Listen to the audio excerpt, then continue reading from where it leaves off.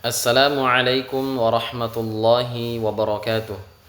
Perkenalkan, nama saya Nasrullah dengan NIM 2480178, mahasiswa dari Universitas Indonesia Timur.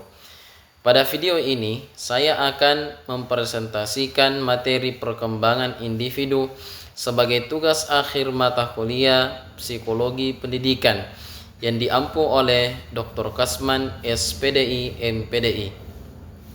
Dalam materi ini, saya akan membahas bagaimana perkembangan individu berlangsung pada setiap tahap kehidupan, serta bagaimana hal tersebut berpengaruh dalam proses pendidikan dan pembelajaran. Latar belakang: setiap individu mengalami proses perkembangan sejak lahir hingga akhir hayat. Perkembangan individu mempengaruhi cara belajar, bersikap, dan berperilaku dalam pendidikan pemahaman. Perkembangan individu sangat penting agar proses pembelajaran sesuai dengan tahap perkembangan peserta didik. Psikologi pendidikan memandang perkembangan sebagai dasar perencanaan pendidikan yang efektif. Pengertian perkembangan individu. Perkembangan individu adalah proses perubahan yang bersifat kualitatif dan kuantitatif pada diri manusia. Perubahan ini meliputi aspek fisik, kognitif, emosional, sosial, dan moral. Perkembangan berlangsung secara bertahap, sistematis, dan berkesinambungan, tidak hanya bertambah tetapi menuju tingkat fungsi yang lebih matang. Selanjutnya, perbedaan pertumbuhan dan perkembangan. Pertumbuhan, yang pertama, bersifat kuantitatif. Yang kedua, berkaitan dengan perubahan fisik, tinggi, berat, ukuran tubuh. 3. Dapat diukur secara langsung. Perkembangan, yang pertama, bersifat kualitatif. Yang kedua, berkaitan dengan fungsi dan kemampuan. Dan yang ketiga, tidak selalu dapat diukur secara angka. Selanjutnya, prinsip-prinsip perkembangan individu. Perkembangan sepanjang hayat terjadi sejak lahir hingga usia lanjut. Yang kedua, setiap individu secara unik perkembangan tiap orang berbeda-beda.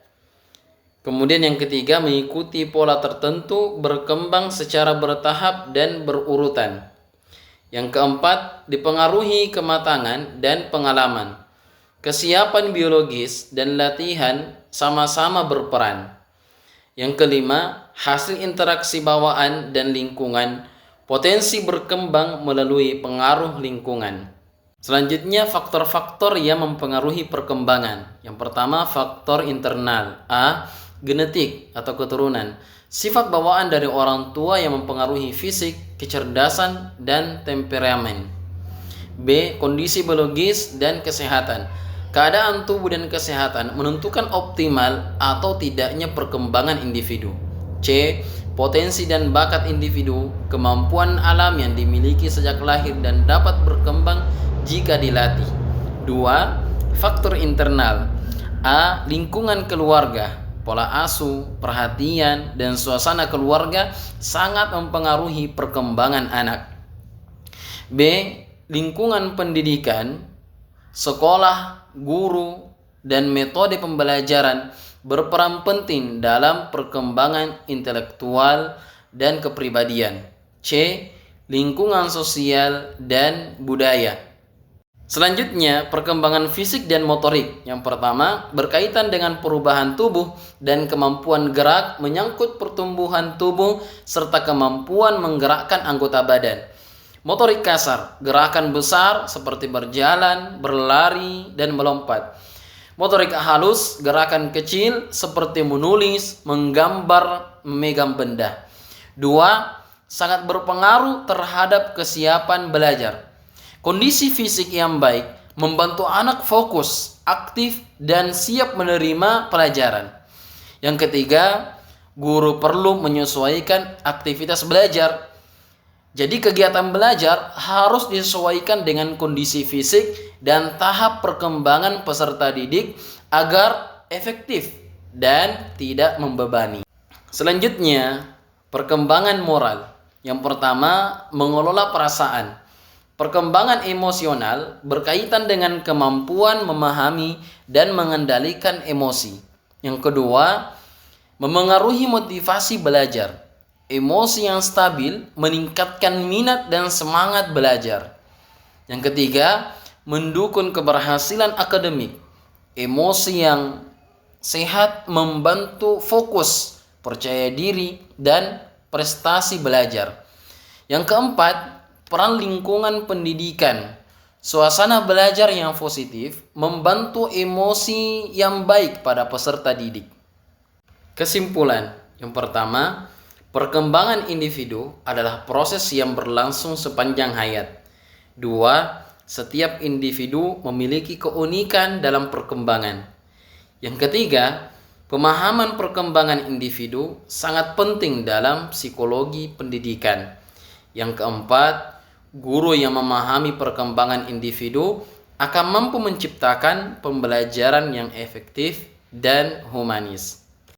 Demikian pemaparan materi tentang perkembangan individu yang dapat saya sampaikan. Semoga materi ini dapat menambah pemahaman kita bersama, khususnya dalam melihat pentingnya memahami perkembangan peserta didik dalam proses pendidikan. Saya menyadari bahwa penyampaian ini masih memiliki keterbatasan.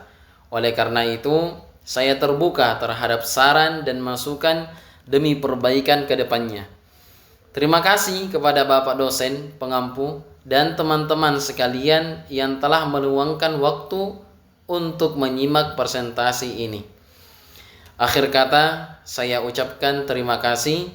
Wassalamualaikum warahmatullahi wabarakatuh.